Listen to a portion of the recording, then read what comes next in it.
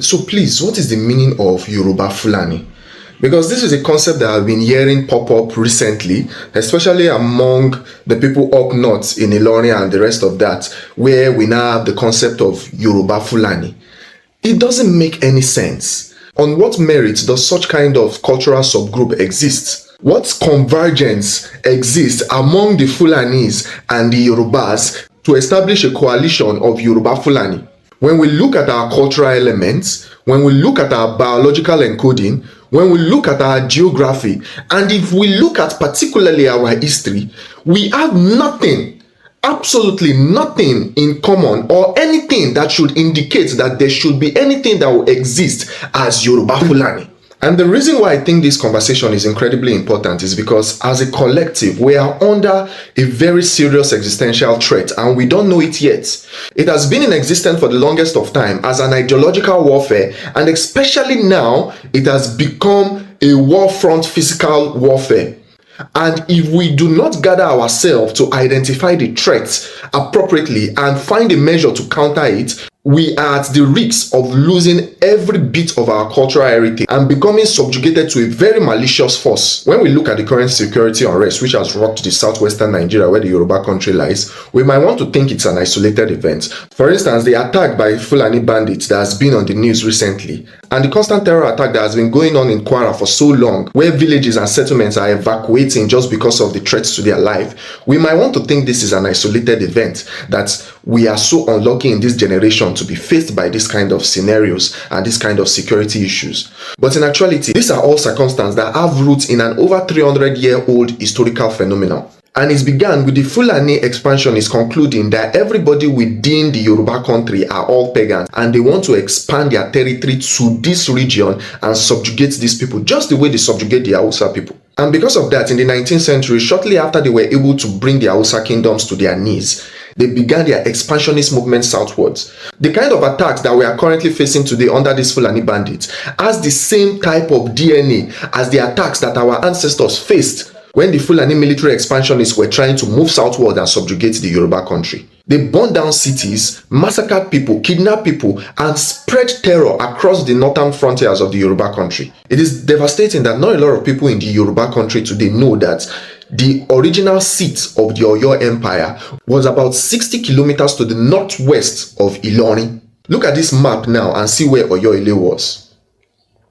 It was for the constant attack that Oyo faced under the Fulanis and the eventual sacking of Oyo by the Fulanis that led Oyo to move its seat of government 130 kilometers south to where it currently is now. That's why I want you all to go and read Clapperton's journal when he was moving from Oyo down to Sokoto and see how many Yoruba towns and villages he recorded as being burnt and destroyed by the Fulani militants. When you are aware of this history, nothing that is currently happening today will seem as if it just spread out of nowhere.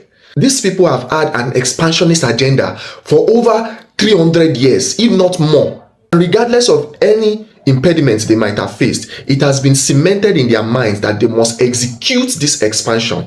They must subjugate the Yoruba country. And if they do not achieve it, they will not rest. So when people come up and say that you are Yoruba-Fulani, I begin to ask myself, on what merit does such kind of cultural identification stand? What culture does a person who identifies himself as Yoruba-Fulani as? What is your language? What is your religion? What is your Asha? Because in no circumstance does the Yoruba and Fulani people converge on anything. The Fulanis are mostly fanatical Muslims, while the Yorubas are primarily, by virtue of their Asha, Elebo. Our mode of dressing is different. Our language is completely different. So on what merit does that sort of identification standard exist? Let's take a look at the Hausa Fulani. When you look at the concept of the Hausa Fulani, who are the helms of affairs? Who are the religious and political leaders? Exclusively Fulanis. So if you are a Yoruba person and you are coming to parrot the rhetoric of Yoruba-Fulani, it is as though that you are agreeing that you want to be subjugated by the Fulani people. There is no other way around it. You are begging to be subjugated by the Fulani people. Afonja, who at the time aligned with a Fulani man when the Fulani militants were aggressively destroying other Yoruba towns. Now his family, who were the original leaders of Ilorin, they are nowhere near the leadership of Ilorin any longer. Mind you, The Yoruba country and the Fulanis never came to a truce. Apart from the fact that the Ibadan forces were able to repel them in the Osogbo battle, it was for the overwhelming military force of the British colonial powers that effectively altered their conquests at that period. And now it has resurfaced, and it has resurfaced systematically. They are fighting an ideological warfare by promoting that we are a unified people, or promoting that we can be a unified people, and also in battle that we do not know that we are engaged in. So when we talk about Yoruba Ronu, it's not in the sense of choosing a political leader that is probably incompetent because he's a Yoruba person, you choose him as your leader. That is not the case of what Yoruba Ronu should mean. Yoruba Ronu should mean that in the prevalence of existential crises like this, where an external force is trying to find a way to subjugate you, tipa tipa, we should come together to find a way to organize and expel them completely. In all the instances that our foreigners have interacted with these people where they wanted to use force to subjugate us and alienate us, it has been the use of commensurate force by our own people that has put them at bay. You cannot have diplomatic gatherings out of this kind of circumstance. You cannot wish this kind of circumstance away. You cannot pray away this kind of circumstance. This is an external force seeking to subjugate you and suppress you completely. And you are wishing it away and you are praying. Just because we have been formed under the identity of Nigeria, you think we are friends? You think we are family? That is not the case. There was no truth that was reached by these people. So please, there is not anything like Yoruba-Fulani. It does not exist. We do not have any socio-political, historical merit to back any of those kind of arrangements up. If we go by history, we are largely antagonistic countries. So when you see a Yoruba person parroting these rhetorics that we are one with the Fulanis or we are one Nigeria with these people, it is the same fate that befell Afonja that they are wishing to befall them. And if you are not going to be part of it, you have to kick against it strongly. This is the time when we should stand up and select political leaders that strongly comes out to state categorically that they are against this attack that is being leveled against the Yoruba country. Not the ones that will be trying to diplomatically maneuver their way from this kind of conversation. They must firmly state where they stand. If that is not the case, then this onslaught will continue for as long as possible. The Nupe onslaught continued for like 4 generations. The Fulani onslaught is currently ongoing and has continued for over 300 years. We have to think. People are not noticing what is going on. That they now have an identity called Yoruba-Fulani. Yoruba-Fulani? Yes. The Fulanis that came to Yoruba land? Yes, that's Yoruba-Fulani. We go to Ogbomoso, Igboho, Opa Ogun, Ilorin. They are now creating an identity called the Yoruba-Fulani. It used to be Islamic identity. But they're now saying, okay, we are Fulani Yoruba. They are Fulanis, but most of them were born in Yoruba land. Yes. But you know, that full concept of Fulani Yoruba, they are trying to separate it from Yoruba identity. That was the Fulani Yoruba that Sunday Igboho attacked. The Fulani X-Men, the Fulani that were attacking the forests. That was the one he was attacking. But again, some of them that were uprooted were Fulanis that were born in Yoruba land. So they lived there. Correct, but they used to self-identify as Muslims. You understand? But now they've added a second layer now.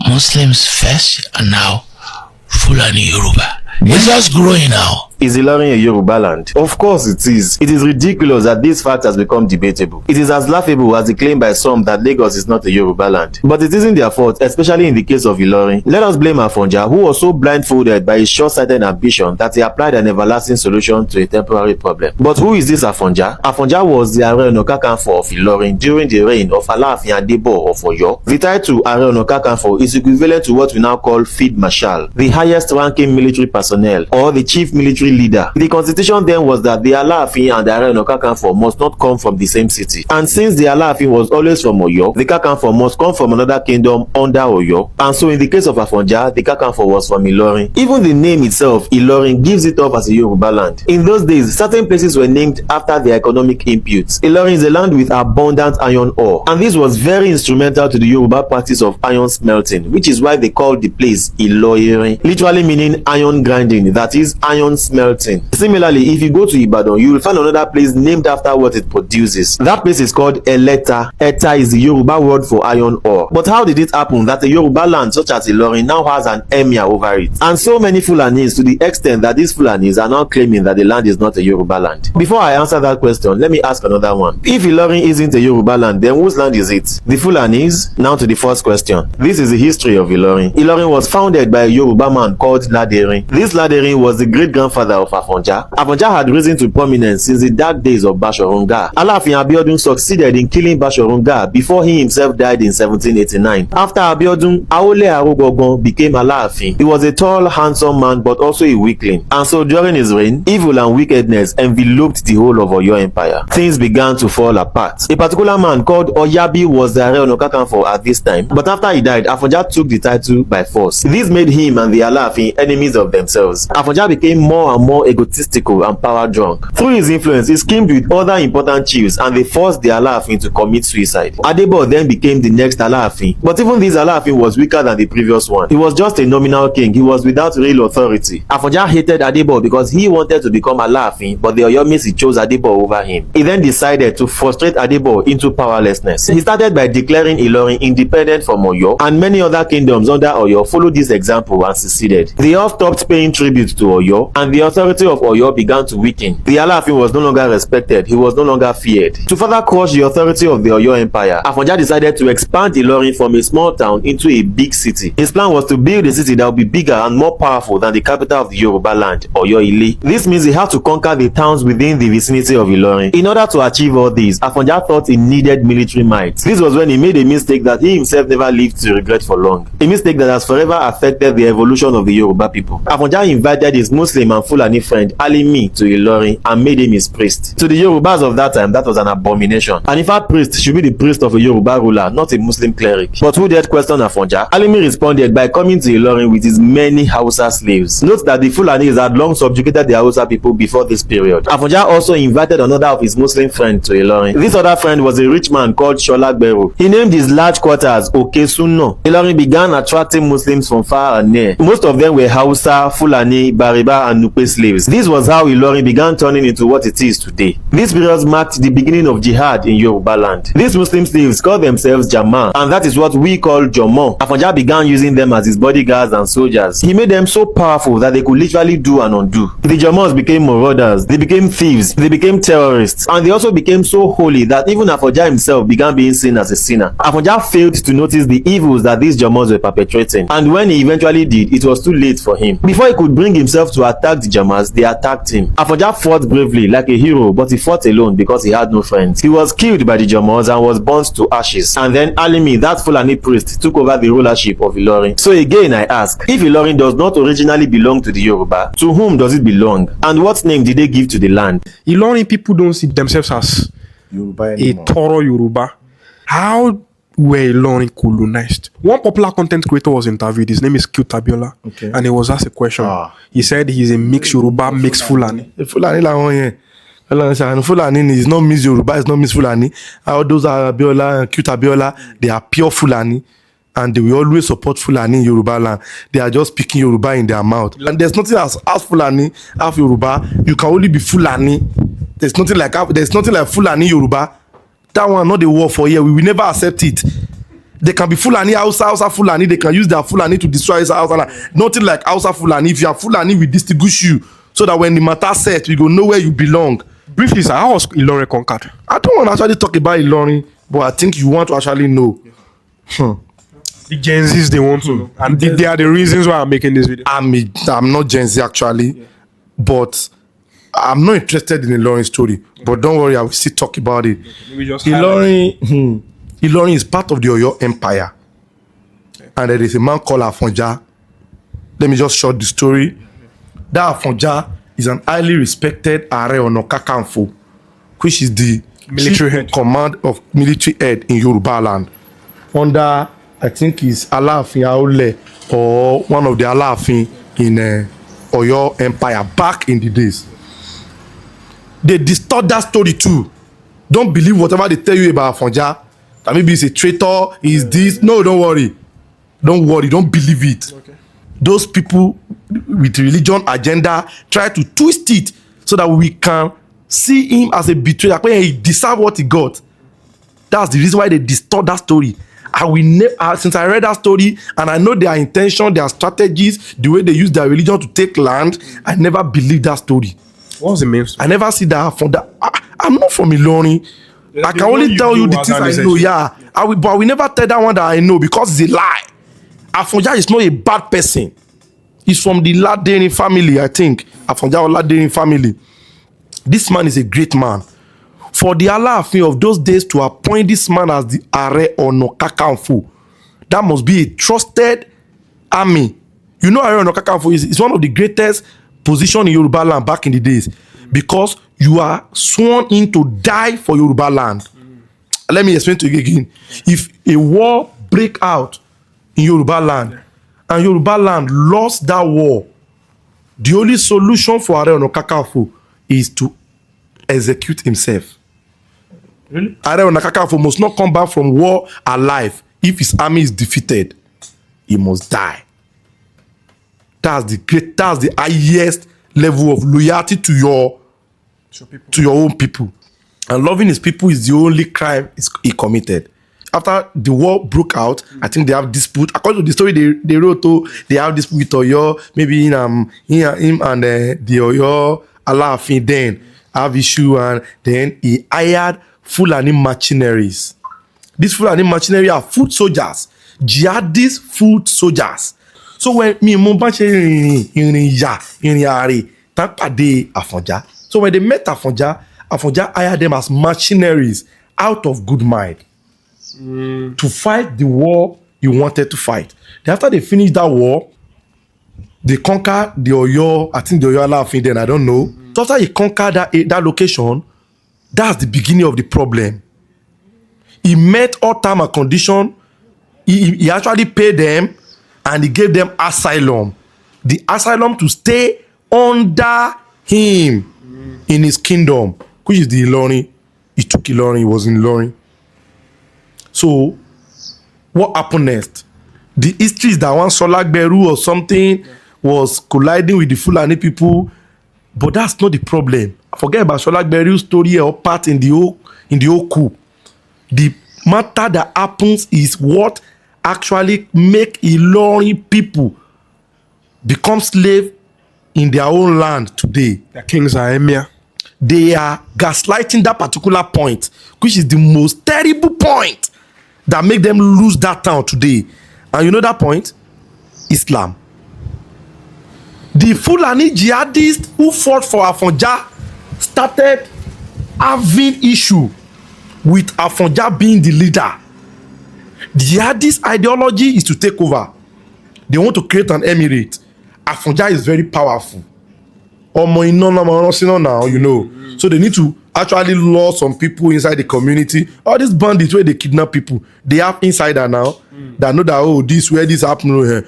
Or part of them who they have sent to that town before to be an army spy. That's the person that will give them information now. They can never be operation without them having a spy. They can never be a smoke without fire. Sure.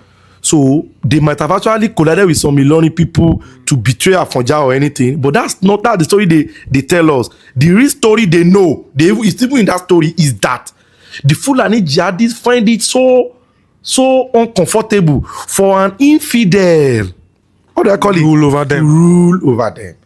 They say that this idolatry, this idol worshipper, now it go be their own king. That is against the law of Allah subhanahu wa ta'ala. Yes. That's so they have to eradicate him and make sure they launch an emirate. Are you understanding me? Afonja trusted these people. He hired them as machinery. He gave them asylum in his own land. You know, I told you the Fulani people don't have a land. Yeah. So somebody is telling us it's Fulani Yoruba. We don't accept that. There's no such thing as Fulani Yoruba. You are Fulani, and your Fulani, stay with your Fulani people. Because you are speaking Yoruba as a Fulani person does not make you a Fulani Yoruba. Yeah. So, but what pains me most is the Oladeni family today. Do you know majority of them are Muslims? Majority of the people in that family are Islam. Though wọn ò gbàgbé orò ilé wọn ò wọ́n ṣe o, lára wọn ṣe Yemoja, lára wọn because Yemoja was one of their major deity there, and they are actually also doing. They are doing the religion and they are doing the Ìṣẹ̀ṣe. They are doing the culture. Some of them are gaslighting themselves. Some of them are deceiving themselves. Some of them are lying to themselves. Telling ẹ̀sìn oníkàmá ṣe Ìṣẹ̀ṣe ilé wa. Though some of them did not forget their root. But you know that the place where the armory of Afonja, àwọn aṣọ Ògún ẹ̀, they have made that place a mosque today. Good day to our viewers all over the world and welcome back to Local Journal. You see, the activities of the Fulani headers in Nigeria is unbecoming already, and you can see the way they are going about trying to like kind of annex people's land, annex people's homeland, annex people's as ancestral land and make it their own. There are several videos flying where Fulani people will say that the bushes or the places where they build their huts in the bush aren't anybody's own land, that they are no man's land. You see, when the Igbos said something like, not really the Igbos, some person said Lagos was a no man's land. We know how the Yorubas were like enraged by that statement and all. But today, the same thing is happening in so many Yoruba states, and these guys are not doing anything. In our own very face, the Yoruba land is being conquered and is being annexed by the Fulanis. The Fulanis have the balls and now like emboldened to even call themselves Yoruba-Fulani because they feel they are mixed. And as a matter of fact, they are eating in deep into the Yoruba land. And at some point, they might conquer the whole of Yoruba. Because if you see the way they are like kind of attacking this whole thing, the way they are approaching this their this their agenda to conquer the Yoruba land, you can see that they use different methods to do that. They use the one of religion and they use the one of force as well. They intermarry. They use Sharia as a bait to bring a religiosity and to bring Islam the more into the core Yoruba land where Islam has never penetrated into. And in the end, they'll start unleashing their agenda. The Yorubas are already, they are mixed, you understand? But they are liberal people who can live amongst themselves. But if you can see, if you notice the brand of Islam these guys want to introduce into your land is a brand that will probably maybe cause enmity between brothers, even siblings living together who are mixed religion, and they are still living in peace together, just like it's always been in Yoruba land. If this radical practice of Islam comes in there is no way that love and peace is going to still exist amongst these people again. And that aside, looking at the intermarriage between the Yorubas and the Fulanis and the Ilorin, the Ilorin that had been so far conquered by Alimi when they overran Afonja and when Afonja betrayed his people and his brothers. You can see that that place is used as a buffer point and a buffer zone to enter into the Yoruba land. The Yorubas, instead of focusing on these people who are their real enemies and the ones who are trying to exterminate them from their own land, their own focus is on the Igbos and other people. The real enemies are the ones flocking around you people. You'll not see any Igbo man in your bushes or trying to claim Igbo Yoruba just to kind of annex your land. No, you don't see any other tribe in your land like that. But this is what the Fulanis are doing.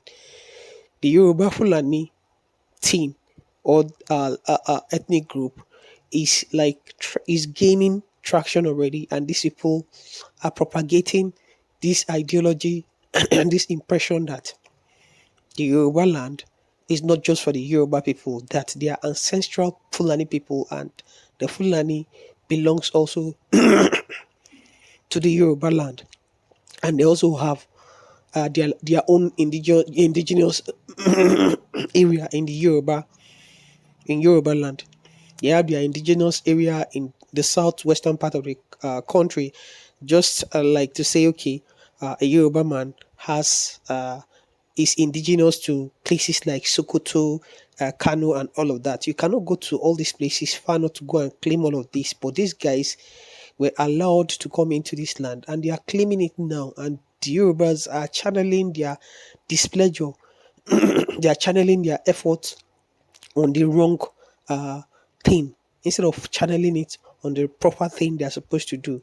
You people are focusing on the wrong people, people who don't even have anything against you. These are the people you are focusing your thought process on. But these guys are gradually taking up your land and gradually taking everything from you.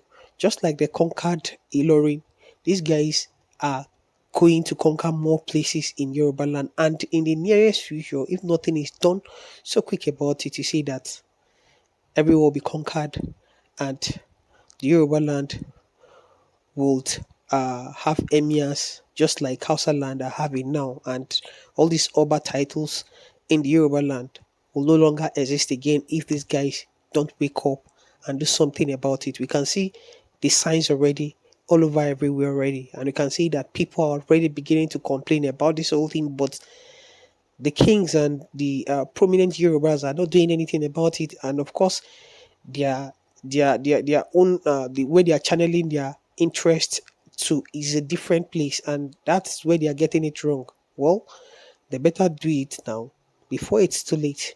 Drop what you think about this in the comment section, and if today is your first time to visit our channel, please kindly like, share, and subscribe to our channel.